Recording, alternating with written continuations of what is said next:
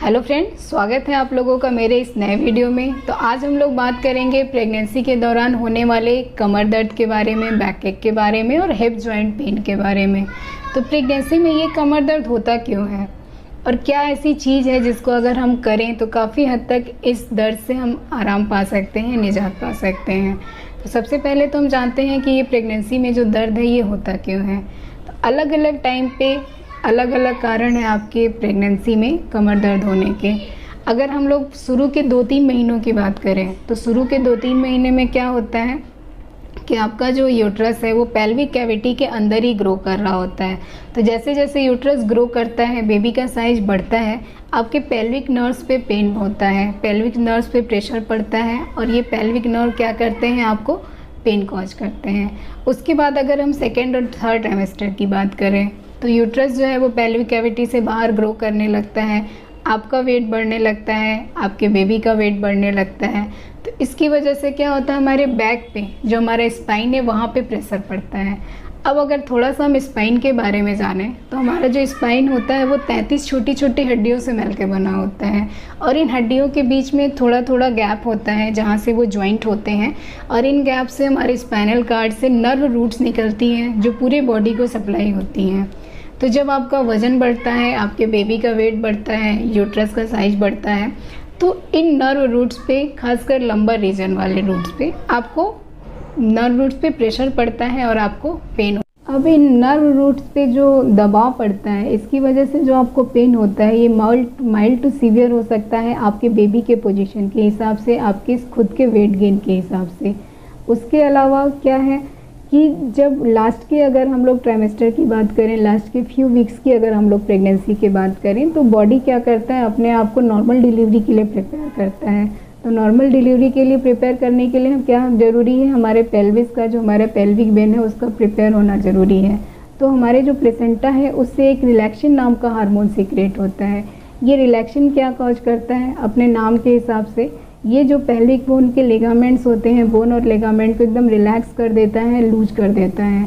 तो इससे क्या होता है, जो वहाँ पे स्पेसियस होता है वहाँ का इलास्टिसिटी बढ़ जाता है और वो जो एरिया होता है काफ़ी स्पेसियस हो जाता है। तो ये बेबी के लिए तो बहुत बेनिफिशियल होता है कि बेबी को नॉर्मल डिलीवरी में निकालने में बहुत अच्छा लगता है।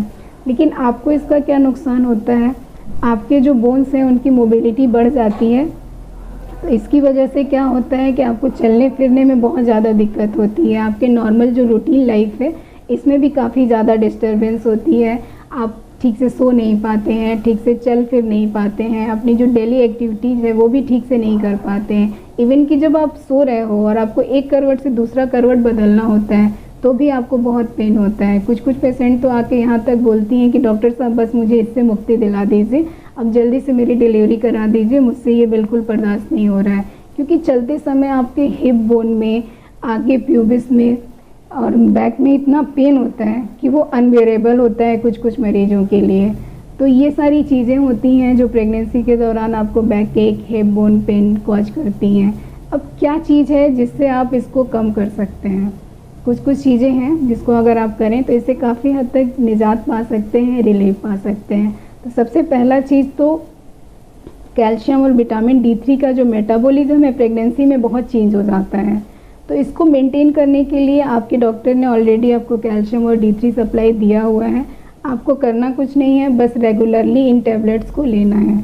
उसके अलावा आपको क्या करना है, अपना पोस्चर मेंटेन करके रखना है। जब भी आप बैठ रहे हैं तो बैठते समय पीछे आप बैक पिलो ले सकते हैं, तो बैक पिलो से आपको काफ़ी रिलीफ मिलेगा।